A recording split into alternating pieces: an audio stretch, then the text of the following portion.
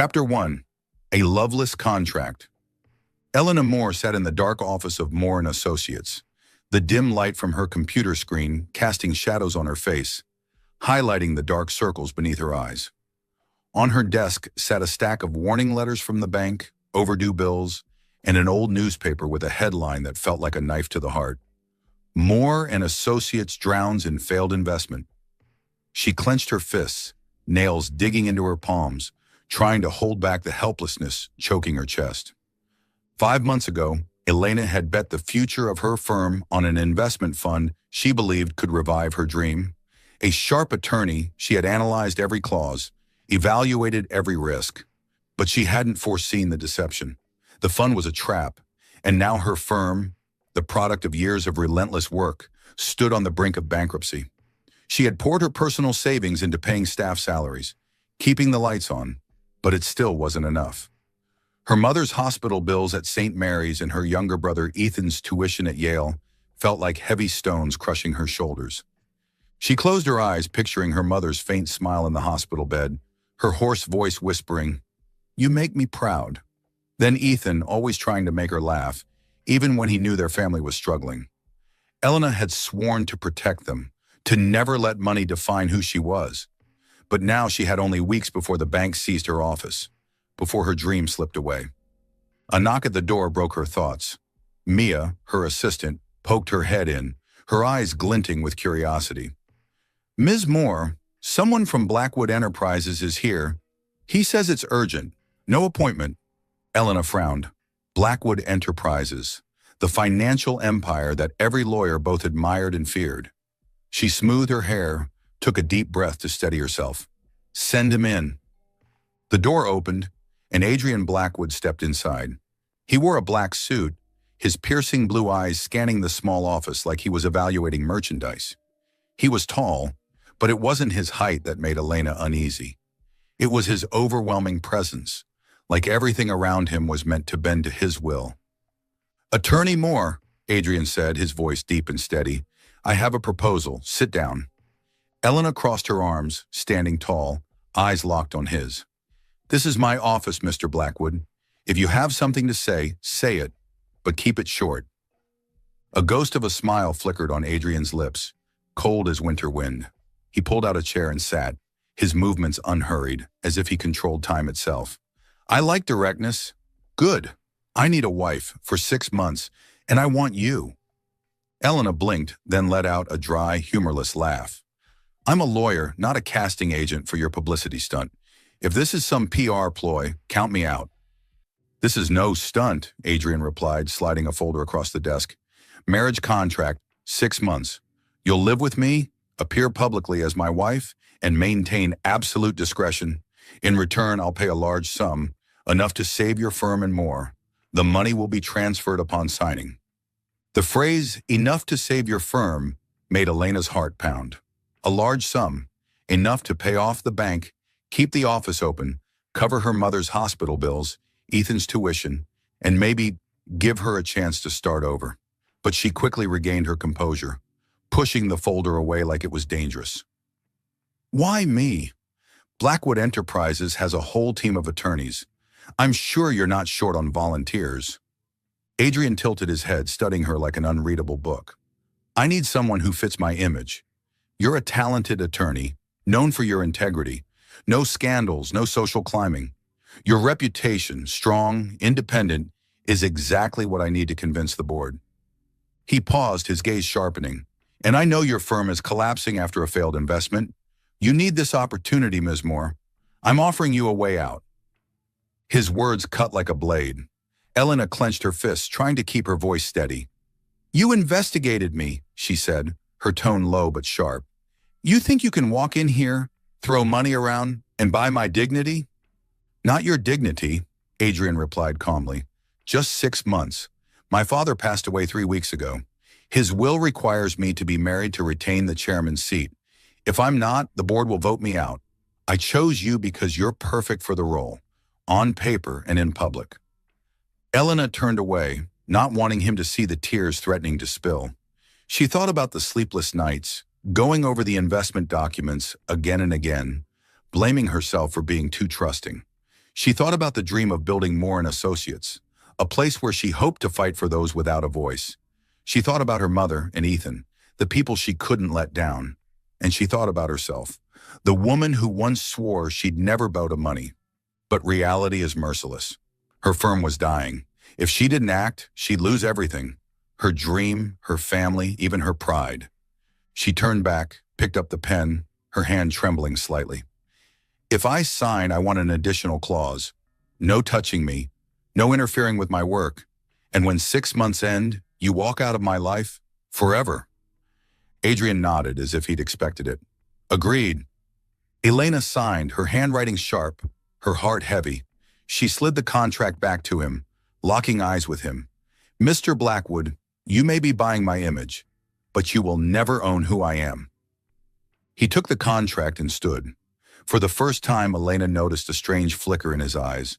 Not triumph, but something like a question he had never considered.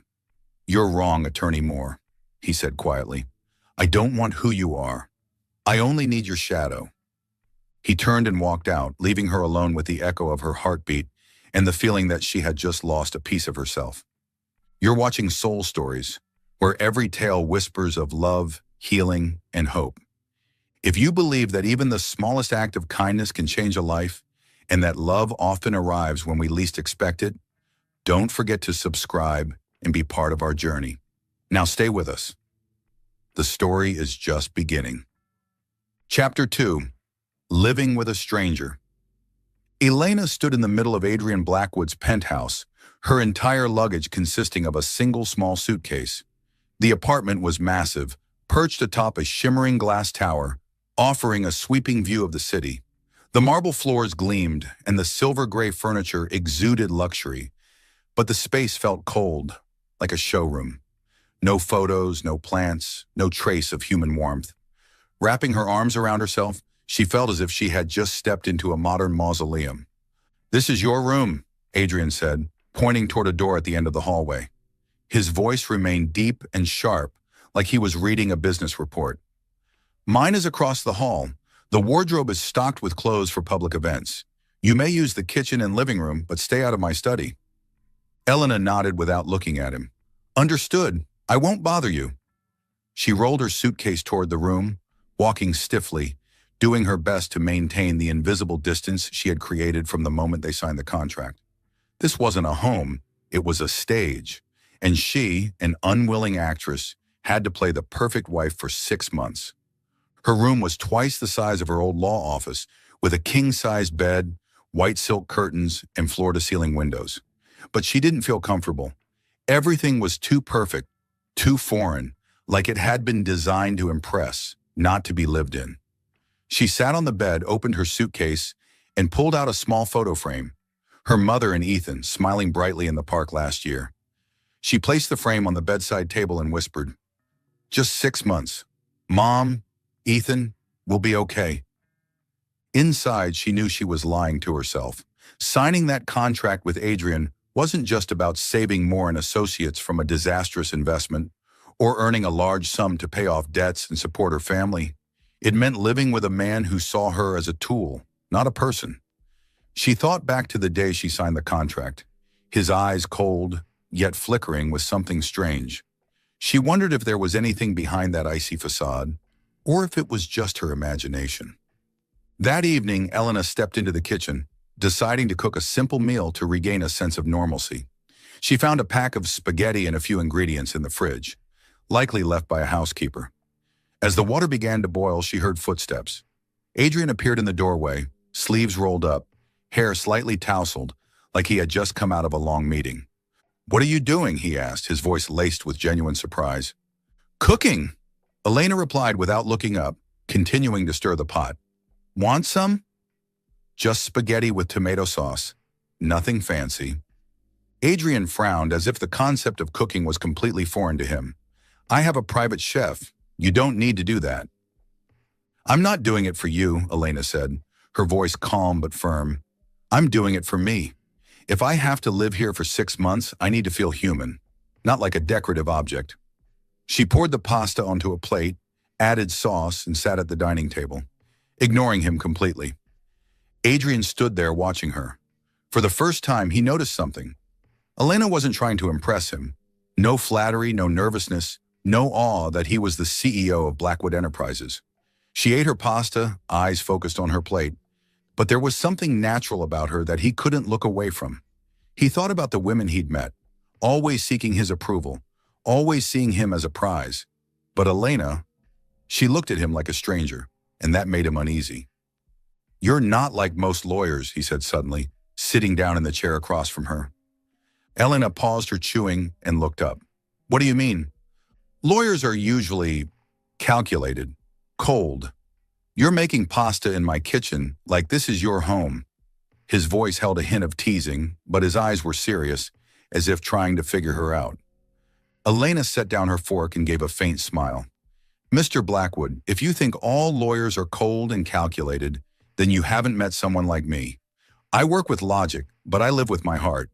And if you want me to play your perfect wife, then let me breathe. Don't turn me into a machine."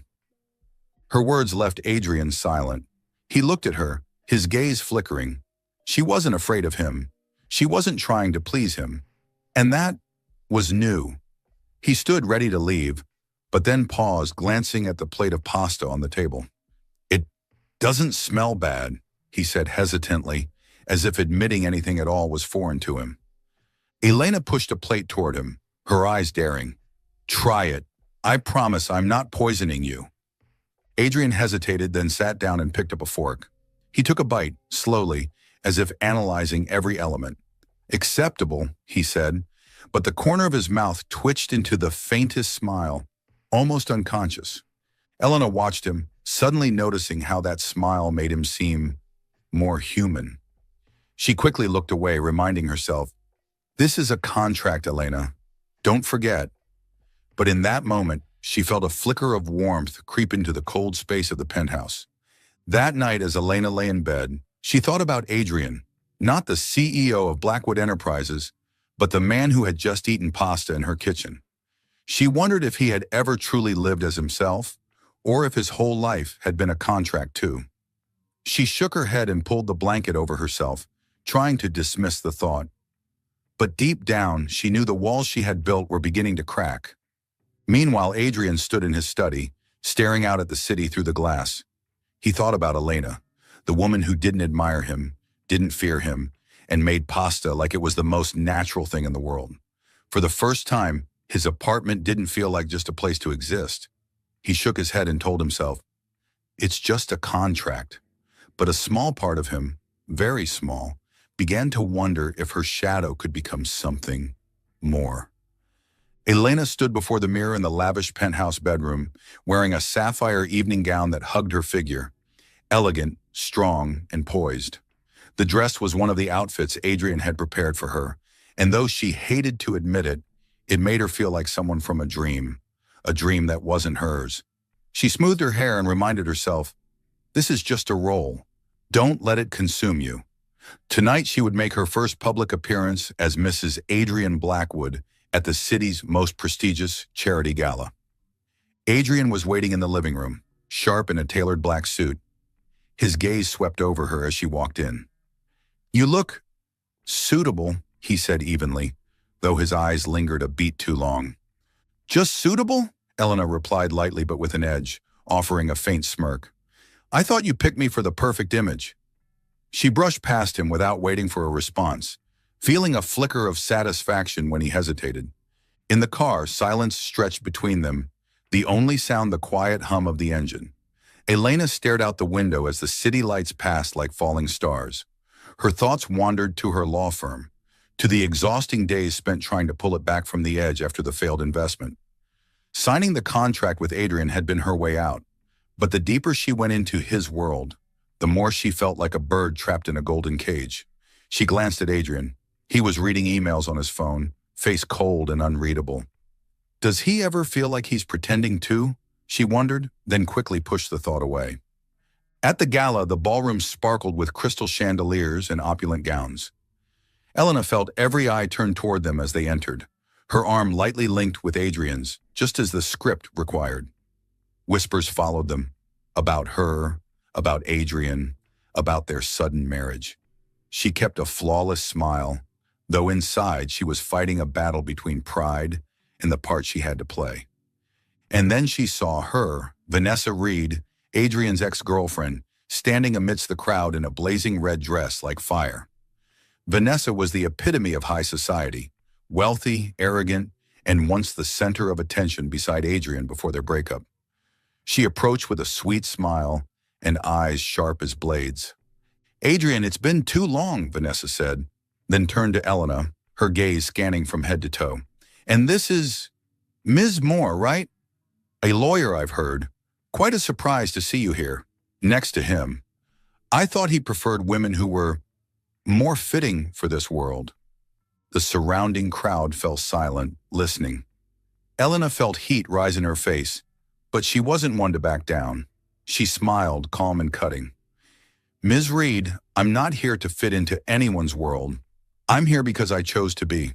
And as for being fitting, I think someone who once walked away from Mr. Blackwood knows just how hard that is to define." A soft ripple of laughter spread through the crowd. Vanessa stiffened, her smile vanishing. The nearby press began jotting notes, cameras flashing. Elena felt Adrian's hand gently tighten around her arm, but she didn't look at him. Her eyes stayed locked on Vanessa. "And by the way," she added, "this gala is for orphan children. If you're looking for attention, why not auction something off? I've heard you're quite generous." Vanessa went pale, mumbled something, then turned and left, the crowd dispersing. Elena exhaled sharply, heart pounding. She'd won the exchange, but felt strangely hollow. What am I doing? Protecting my dignity or just playing the part? Adrian pulled her aside to a quiet corner, his expression unreadable. "You didn't have to do that," he said, voice low. "Vanessa just wanted to provoke you." "I didn't do it for you," Elena replied, her voice slightly shaking. "I did it for me. I won't let anyone look down on me, not in your world or anywhere else." She turned away, but Adrian caught her hand, his fingers warm, a stark contrast to his usual cold tone. "You did well," he said, and for the first time Elena saw a flicker of sincerity in his eyes. "But in this crowd, they're like wolves. Don't let them see you flinch." Before she could respond, a wave of reporters surged forward, blinding camera flashes lighting up the room. Elena felt overwhelmed, the noise of microphones and questions crashing down like waves. "Mrs. Blackwood, how did your romance begin? Is it true you married for love?" She stood frozen, her smile plastered on, unsure how to answer without exposing the contract. Suddenly, Adrian stepped forward, pulling her into his arms, one hand protectively resting on her shoulder. "My wife doesn't enjoy the spotlight," he said, voice calm but commanding, quieting the press. "She's here because of her heart, not your cameras." He took her hand, guiding her through the crowd, each step building an invisible wall around them. When they reached a quiet balcony, Adrian let go and turned away, as if the embrace had been purely instinctive. Elena stood there, heart racing, not because of the crowd, but because of that unexpected hug. She had felt his warmth, his protection, something she hadn't asked for, but she reminded herself, "Don't be foolish, Elena. It was part of the performance." "You didn't have to do that," she said hoarsely, trying to sound composed. "I could have handled it." Adrian looked at her, his gaze deep. "I know, but I didn't want you to have to." He paused as if surprised by his own words. Then he turned away, leaving her with a storm of emotions. That night, standing on the balcony, Elena looked down at the glittering city. She thought of Vanessa, of Adrian's embrace, of herself, struggling to keep the boundaries she had built. She hugged her shoulders, whispering to herself, "It's just a contract. Don't let your heart get involved." But deep down, she knew. Something inside her had already shifted. Back in the ballroom, Adrian watched her from a distance. He thought of the moment she stood up to Vanessa, strong, yet visibly wounded. For the first time, he asked himself, who is she, beyond the shadow I need?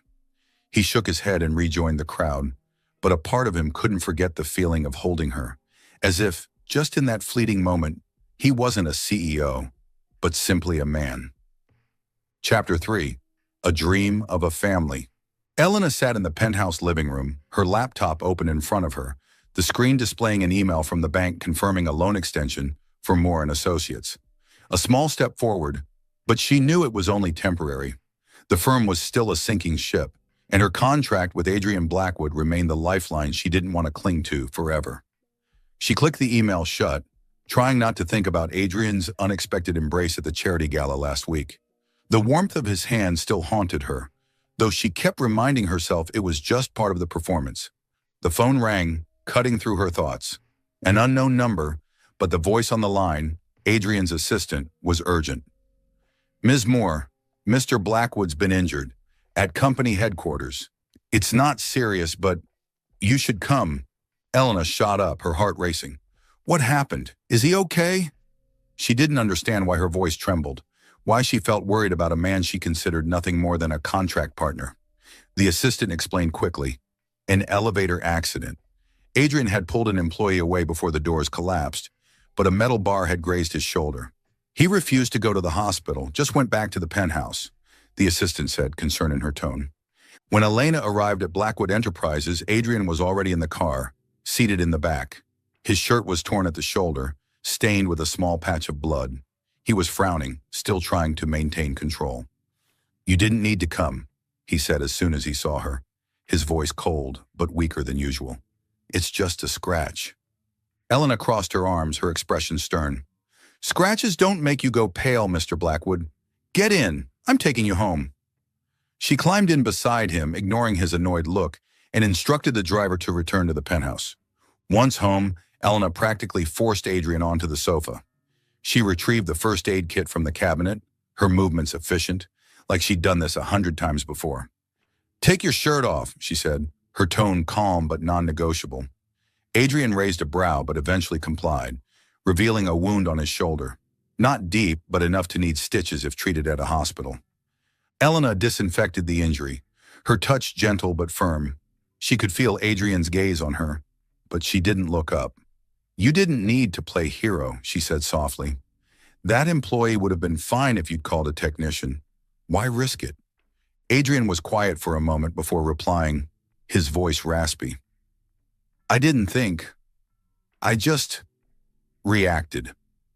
He turned his face away, as if he didn't want her to see whatever flickered in his eyes.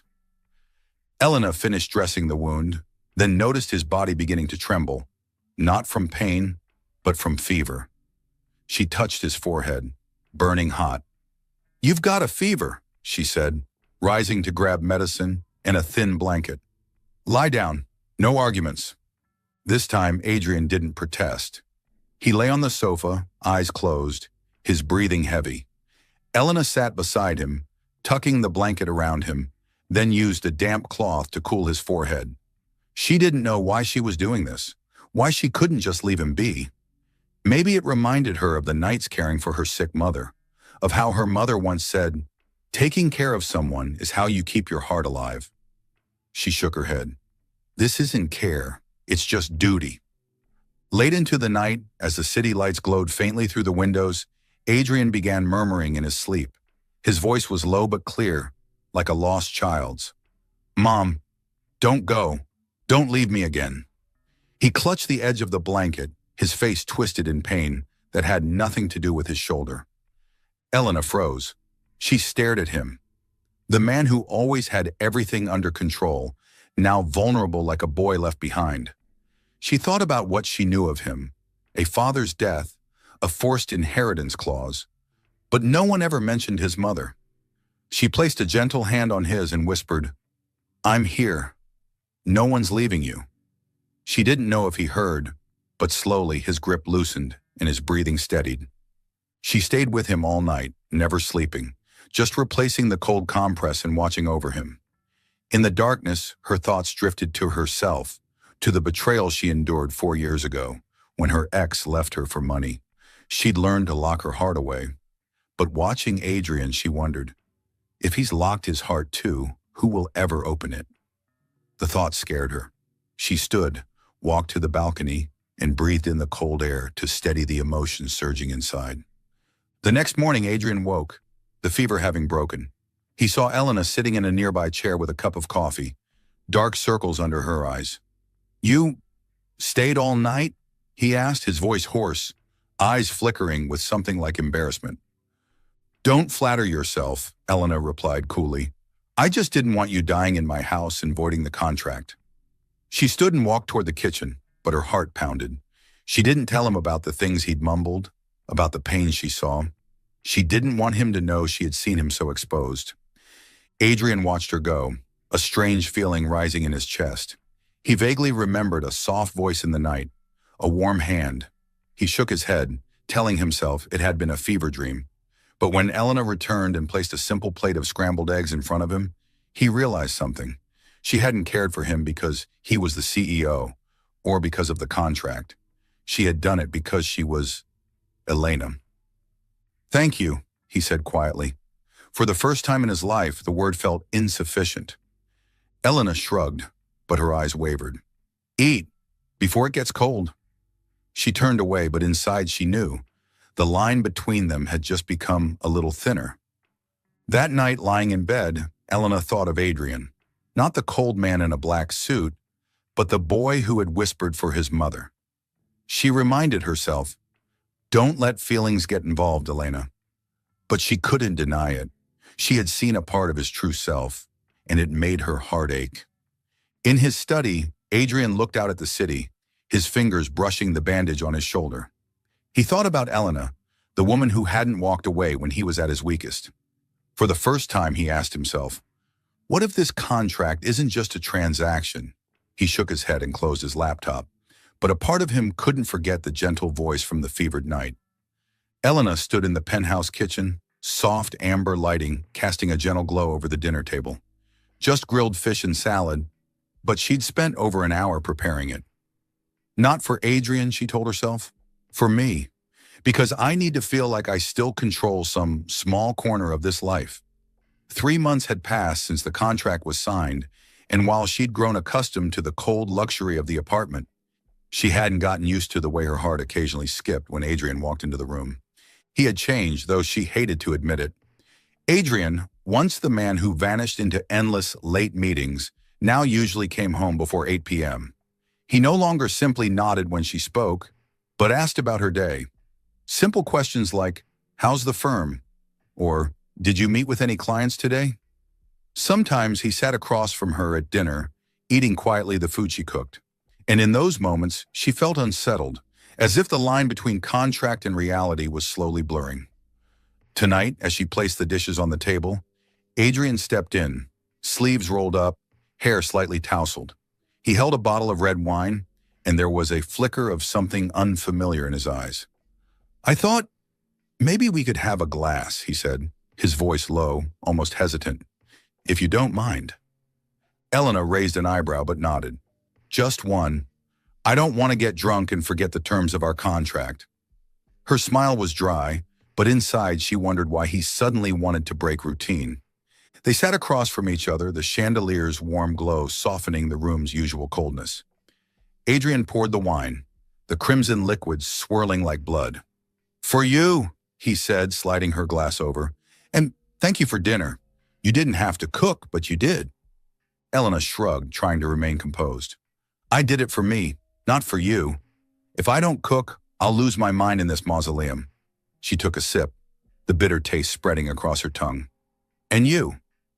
What's with the free evening? No board meetings?" Adrian chuckled quietly, the rare sound catching her off guard. "I wanted to stay home," he said, eyes lingering on her longer than usual. "And I wanted to know more about you. Not attorney Elena Moore, just Elena."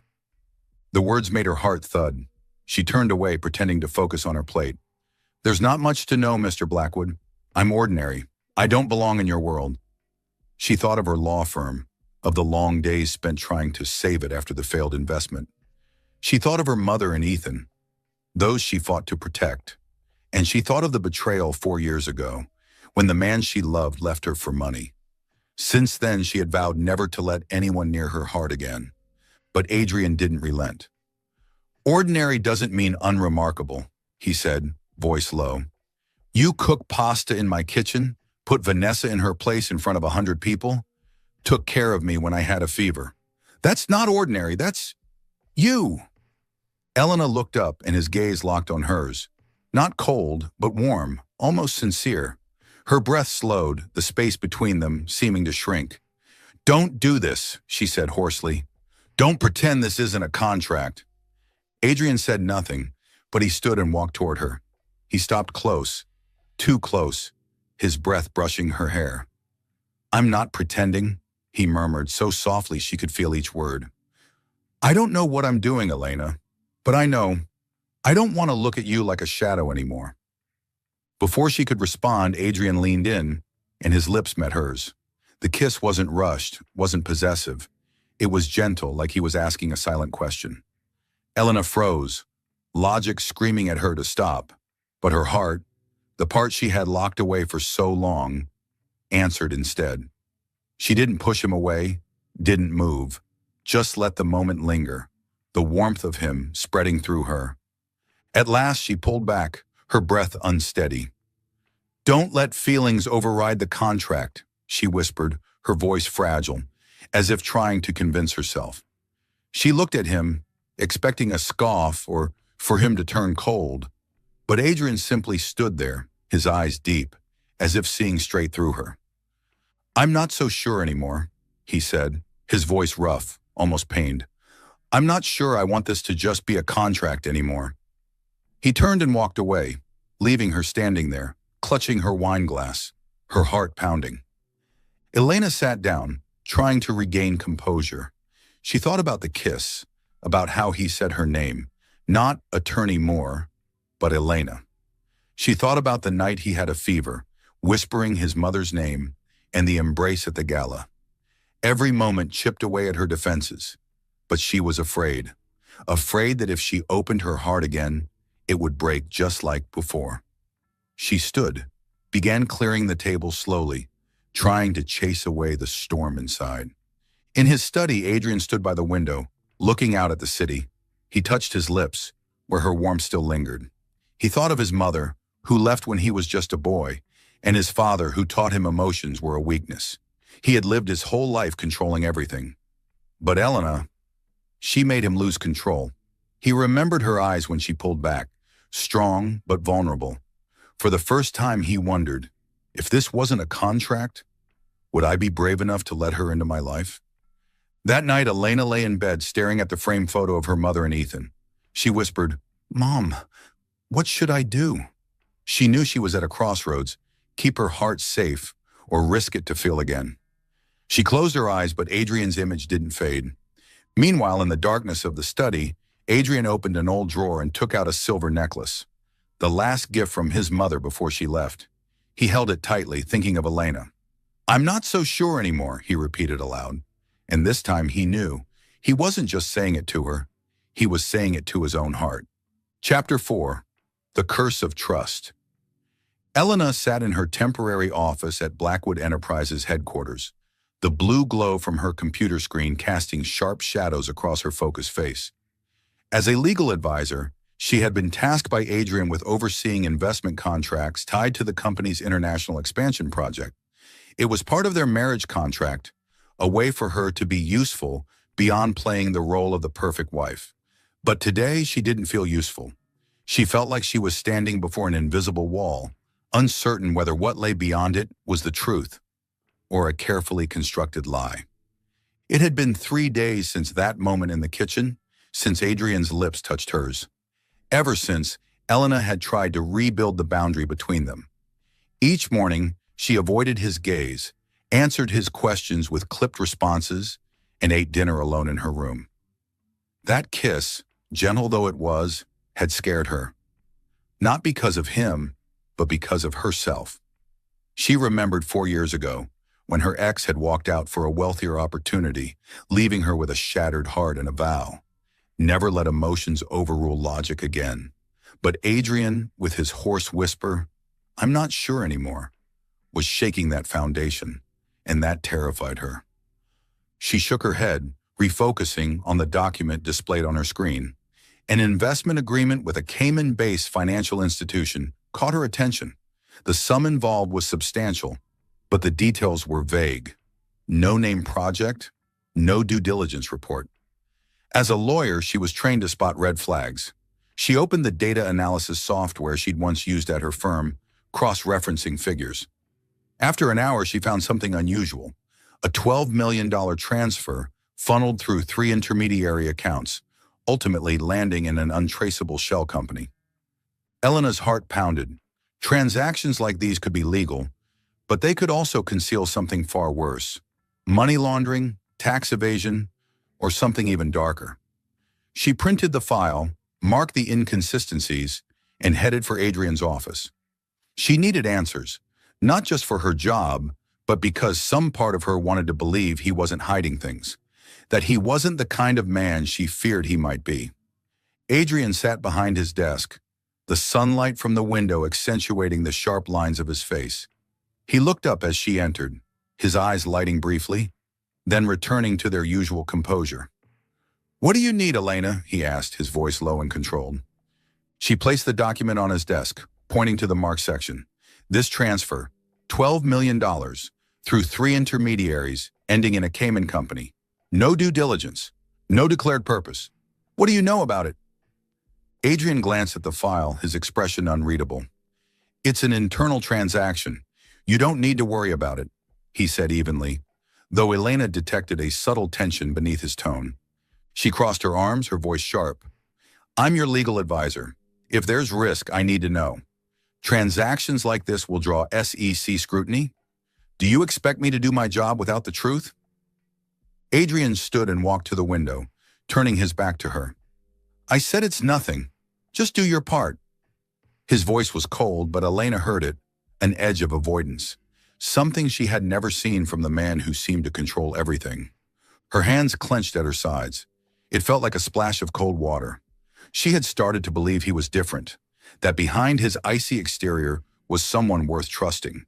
But his evasion now felt like a warning, reviving the fear of being deceived. She turned away, her voice quiet but firm. "If you don't trust me enough to tell me the truth, don't expect me to trust you." That night in her room, Elena opened her laptop and accessed Blackwood Enterprises' internal system using the password Adrian had given her. She knew she was crossing a line, but she couldn't stop. As a lawyer, she had learned to seek truth, even when it hurt. After 3 hours of digging, she found a set of encrypted emails. When she decrypted them, her name appeared in several legal documents connected to the transfer. Not as a consultant, but as an authorized representative. She slammed the laptop shut, hands trembling. If the transaction came under investigation, her name would be implicated, without her ever knowing. She thought of Moore and Associates, of the months spent clawing to keep it alive after the failed investment. She had signed this contract with Adrian to protect that dream, to secure money for her family. But now she felt like she'd stepped into a trap, and the man who'd set it was the one she'd just begun to trust. She rose and stepped out onto the balcony, looking down at the glittering city. Her mother's words echoed in her mind. Trust is a gift, but also a curse. She had allowed herself to trust Adrian, not just as a business partner, but as a person.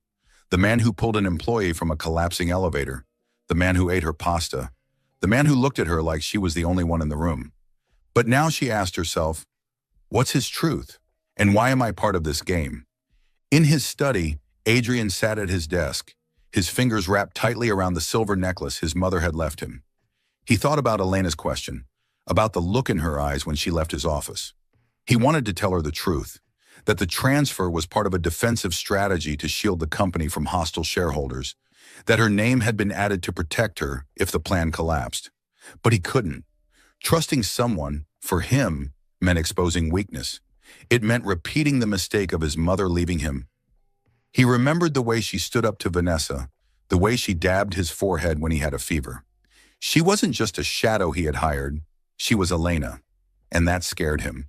He wondered, if she knew the truth, would she stay, or would she leave, like everyone else? He closed the drawer and stood, but the image of Elena wouldn't leave his mind. In the dark, Elena opened the photo frame of her mother and Ethan and whispered, "I'm sorry, but I have to know the truth." She knew she was stepping into dangerous territory, but she couldn't turn back, not because of the contract, but because her heart, no matter how much she tried to deny it, had started asking, if he's sincere, why is he hiding this from me? Still following the story? If this story found you outside of Soul Stories, we invite you home, to where every touching tale begins with truth, hope, and heart. Chapter 5. The Trap of Trust. Elena sat in the penthouse bedroom, the dim light from the nightstand lamp casting a glow over the documents clutched in her hands. The words on the pages cut like knives. Her name, Elena Moore, was listed on a series of legal documents tied to Blackwood Enterprises investment transactions. Not as a legal advisor, but as an authorized representative. A perfect scapegoat if the Securities and Exchange Commission ever investigated. She trembled, not from fear, but from the crushing weight of betrayal constricting her chest. She had spent the entire day investigating, digging through internal emails and files. The transactions weren't clearly illegal, but they were risky, and they pushed all the legal liability toward her. As his legal wife and in-house counsel, she could be accused of complicity or professional misconduct if this ever came to light. She thought of Moore and Associates, the law firm she had sacrificed her pride to protect. She had signed that contract with Adrian to save it, but now she felt like a pawn in his carefully played game. She thought of her mother, how she used to hold Elena's hand in the small church and teach her that faith in people was a guiding flame, but one that could easily be extinguished if placed in the wrong hands. Elena had started to trust Adrian, not just as a business partner, but as the man who saved an employee from a collapsing elevator, who ate the pasta she cooked, who kissed her like she was the only thing that mattered. But now she wondered, was my faith blind? She stood, gripping the documents, and walked to Adrian's study. He sat there, the light from his computer casting shadows across his face, revealing a rare weariness. He looked up, surprised to see her. "Elena, it's late. What's wrong?" She set the documents on the desk, her voice calm but razor sharp. "You used my name in these risky investment deals. You listed me as an authorized representative. So if the SEC investigates, I take the fall. Explain that to me." Adrian looked at the papers, his eyes hardening. He stood and walked to the window, turning his back to her. "You misunderstood," he said quietly, but without conviction. "I wasn't trying to hurt you." Elena stepped closer, now only a few feet away. "Misunderstood?" she said, her voice rising. "You hid transactions from me. You signed my name to documents I never saw. Do you really think I'm naive enough not to notice? This isn't about protecting the company, Adrian. This is using me as a shield." He turned, his eyes wavering as if torn between truths. "I trusted you wouldn't betray me," he said hoarsely. "I thought you'd understand. I was trying to protect everything from the predators out there. The board, the shareholders, they want me out. I needed you with me, Elena." His words cut deep, not with anger, but with sorrow. She had entrusted him with something she'd guarded through so much pain, her trust, and he hadn't seen her as a person, just another piece of strategy. She shook her head, tears threatening, but she held them back. "You don't need a wife," she said, voice trembling but firm. "You need a shield, and I thought I was more than that." She removed her wedding ring and set it on the desk. The soft metallic click on the wood sounded like a closing door. Adrian stepped forward, reaching for her, but she pulled back. "Don't," she said, her voice cracking. "Don't make it worse." She turned and walked to the bedroom, pulled out a suitcase and hastily packed a few clothes. When she opened the door to leave, a fax lay on the floor, a notice of preliminary investigation from the SEC. Her name was clearly printed on the front. She picked it up, her hand trembling, then placed it on the table without looking at Adrian, who stood motionless in the hallway. "They know," she said coldly. "Good luck, Mr. Blackwood." She left the penthouse in the middle of the night, stepping into the freezing wind of the city. She didn't know where she was going, only that she had to get away, from the building, from him. She thought of her mother and the times they knelt together in prayer, asking for strength to face darkness. "Mom," she whispered inwardly, "I put my trust in the wrong hands." A single tear fell, but deep inside her, a small flame still burned. The belief in herself and the road she would forge on her own.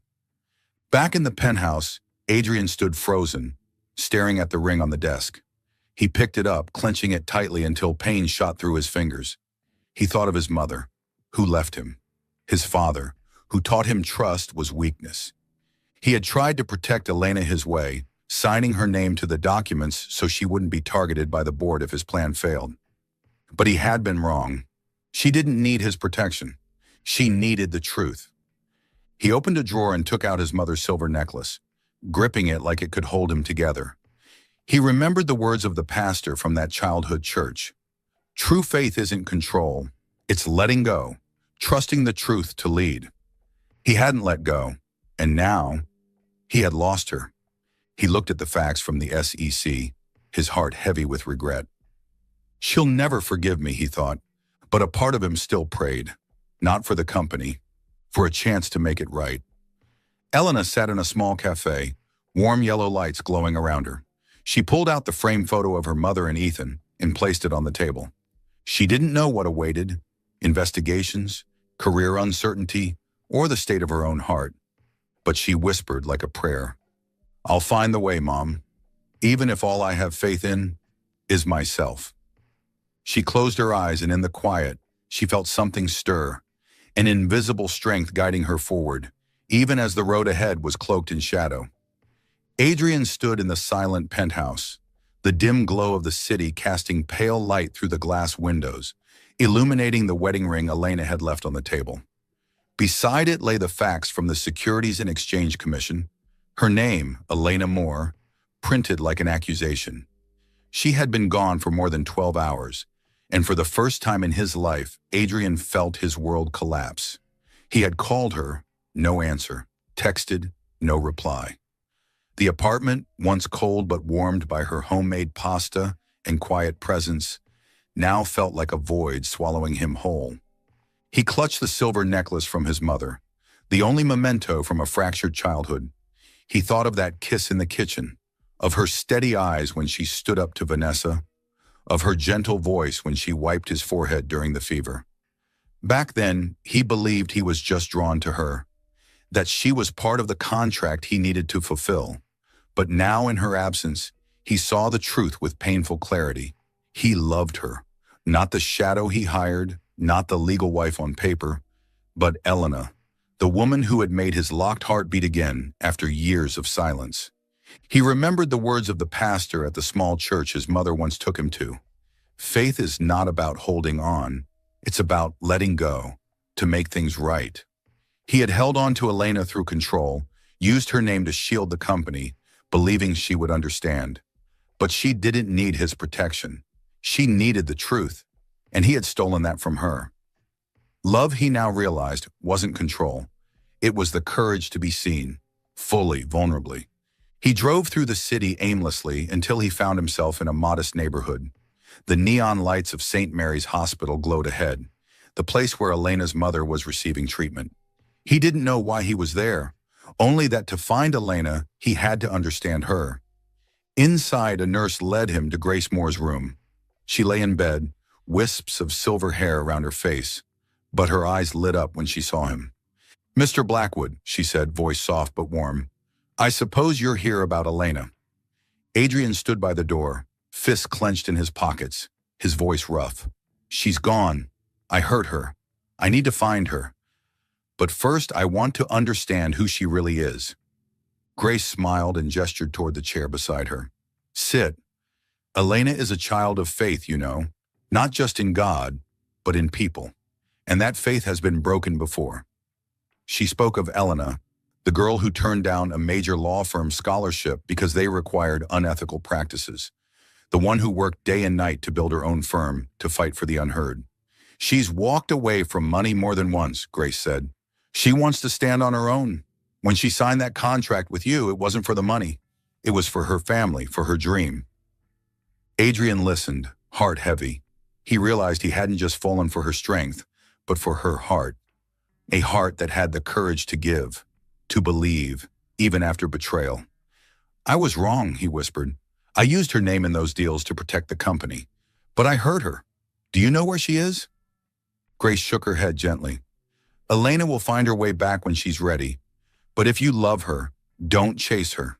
Make it right first. Faith isn't words, it's action." Her words burned through him. He loved Elena. He knew that as certainly as he knew he couldn't live with her lost forever. Leaving the hospital, he drove straight to the office of James Carver, the former associate behind the Cayman Shell Company. He didn't call ahead. He barged in, dropping the files on the desk. "Re-sign the documents," Adrian said, his voice steel. "Remove Elena Moore's name. Put mine instead.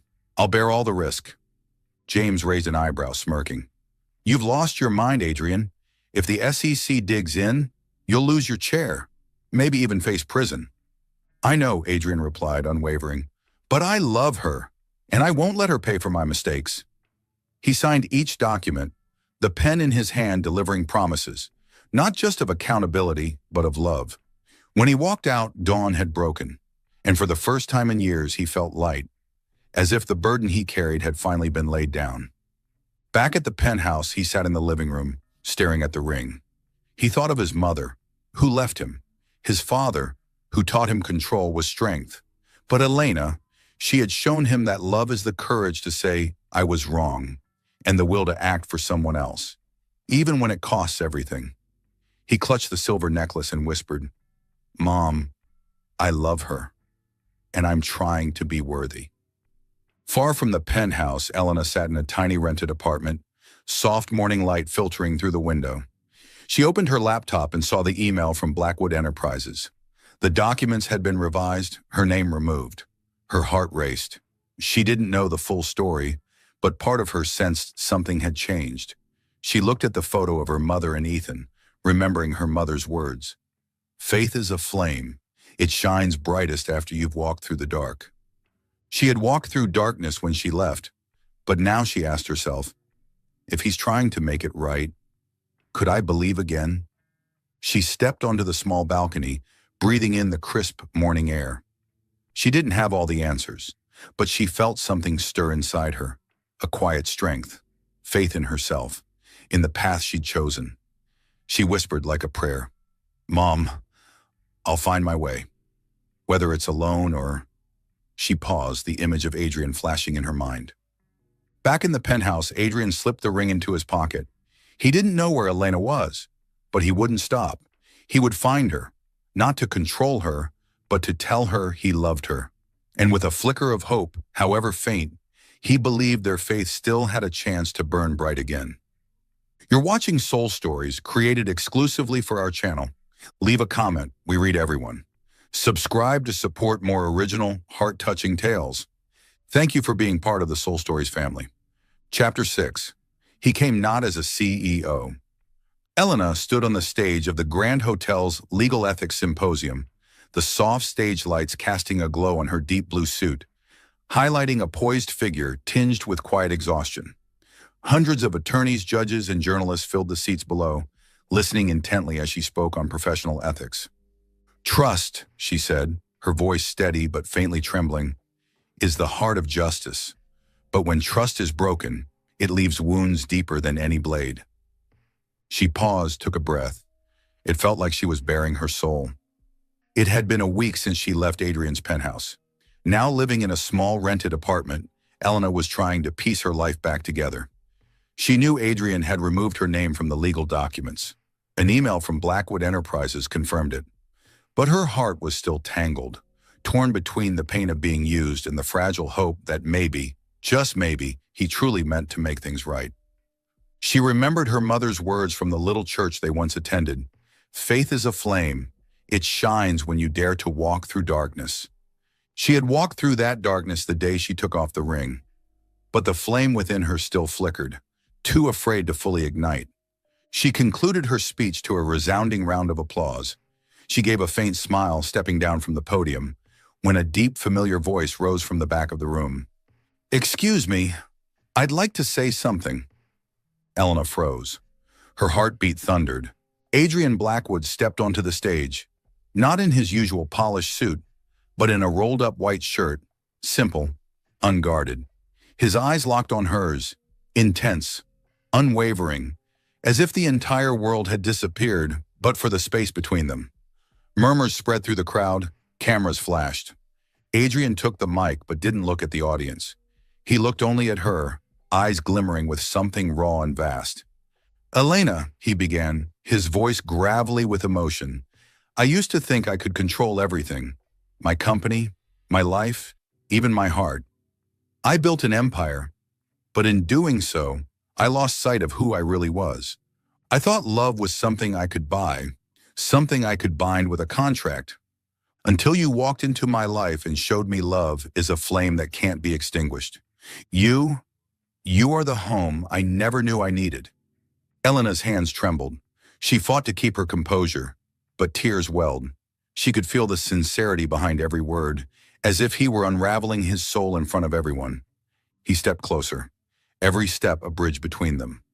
I was wrong, Elena, he said, voice unsteady yet firm.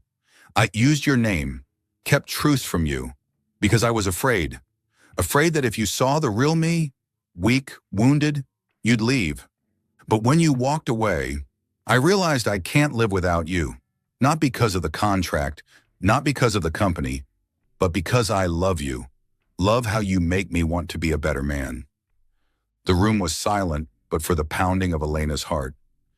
Adrian dropped to one knee in front of hundreds and pulled from his pocket the wedding ring she had left behind. He held it up, the light catching the metal like it carried his love. I don't deserve you, he said, voice breaking, tears streaming down his face. For the first time she saw him cry. But I can't imagine a day without you. Elena, I love you, not as a CEO, not through a contract, but as a man ready to spend a lifetime earning your heart. Please, give me the chance to love you, to be your home. Elena stood motionless, breath caught in her throat. She looked at him, the man who was once so cold, now kneeling before her, fully vulnerable. She remembered her mother's teachings, that faith wasn't just about believing in others, but also believing in your own heart. She remembered the moments they'd shared, his smile while eating her pasta, his arms shielding her at the gala, his fevered voice whispering her name. And she remembered the pain of leaving, but also the quiet hope she'd felt when he began to make things right. She stepped forward slowly, as if every step was a silent prayer. She stopped in front of him, searching his tear-filled eyes for truth. Adrian, she said softly, voice raspy with emotion, I trusted you. And you hurt me. I've been afraid that trusting again would mean losing myself. But she paused, breathing deeply. Something inside her flared to life. But I believe in the love we can build. I believe in my own heart. And I choose you, not because of any contract, but because I love you. She reached out her hand. He slipped the ring back onto her finger. This time, it wasn't heavy like a legal bind. It was light, like a vow written in love. Adrian stood, pulling her into his arms, holding her like she was everything. I love you, he whispered, lips brushing her hair. Thank you for giving me a home. Elena leaned into him, feeling the warmth of something she had feared to believe in. The crowd applauded, but she didn't hear it. All she could feel was him, and the invisible strength inside her, like the flame her mother spoke of, now blazing bright. They left the hall hand in hand, no words needed. As the sun set in the streaks of golden violet, Adrian turned to her, his eyes soft. I will spend the rest of my life keeping this promise, he said, no matter how hard it gets. Elena smiled, tightening her grip on his hand. Good, because I'm not your shield, Adrian. I'm Elena, and I love you too. She felt like she had found herself again, and more than that, she had found home in him. That night in her small apartment, Elena opened the frame with the photo of her mother and Ethan and whispered, Mom, I found love. I hope you're proud. She felt her mother's smile, as if the flame of her faith still lived on in Elena. In the car ride home, Adrian held the silver necklace in his palm. He remembered the pastor's words, true faith is letting go to truly find. He had let go and found Elena, found love. Mom, he whispered, eyes closed. I've learned how to love. I hope you see me now. And for the first time, he felt the darkness within him dissolve into light. 2 years later, the soft autumn sunlight streamed through the windows of Elena's new law office, nestled in the heart of the city. Moore and Associates had become a respected name, securing major contracts from nonprofits and mid-sized businesses. Elena sat behind her desk, reading a thank you letter from a children's shelter she had recently helped win a court case. She smiled, but deep within, what she felt was gratitude, not just for success, but for the journey that had brought her here. Her mother, Grace, had recovered after surgery and now often stopped by the office with homemade cookies, making the staff burst into laughter. Ethan, her younger brother, had just graduated from Yale and was now interning at a tech firm, calling her every week to excitedly share his latest projects. Elena glanced at the photo of her mother and Ethan on her desk, remembering her mother's words in the little church. Faith is a flame. It shines brightest when you dare to walk through darkness. She had walked through darkness, through a failed investment, a contract marriage with Adrian, and the heartbreak of betrayal, and now that flame in her burned bright. She looked up as Adrian stepped in, sleeves rolled up, his gentle smile still capable of making her heart race like it had on day one. He was no longer the cold CEO of Blackwood Enterprises. After the SEC investigation, he had managed to keep his seat as chairman, but had chosen to relinquish some control to focus on charitable projects. "Ready?" he asked, gesturing toward the door. "The kids at the center are waiting." They headed to a children's shelter Elena had provided legal support for.